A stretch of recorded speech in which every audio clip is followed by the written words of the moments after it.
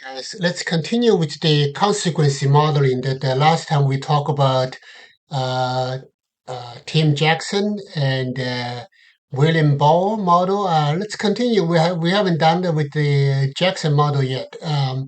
One interesting point that he raised by Jackson is that we should not focus on or even stop using the GDP as the measure of the economic prosperity. But that's just to me, it's kind of surprising for economists saying that. But GDP is just the messenger. We don't want to kill the messenger because GDP you can put in different things. For example, you don't have to be like limiting yourself to the traditional GDP, traditional goods and services into the GPT. You can perfectly fine to put a green GDP, for example, and basically means that ecologically friendly, environment friendly GDP. That it's same thing as the traditional GDP, but with different content. So we can still,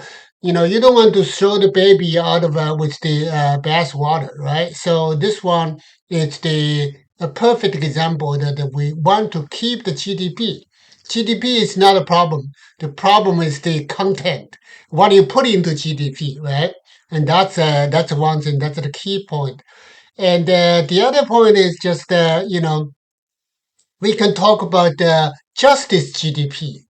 When you say justice GDP, I mainly mention because Jackson talking about the two crises. One is that the environmental crisis, and that is the inequality crisis. And then, but the inequality crisis can be reduced by transfer payment. The government policies reducing the inequality by redistribution, by transfer payment.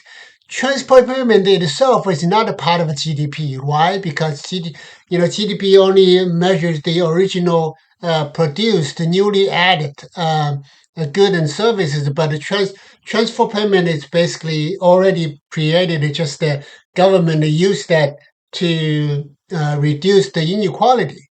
But the consumption associated with the transfer payment is definitely part of GDP.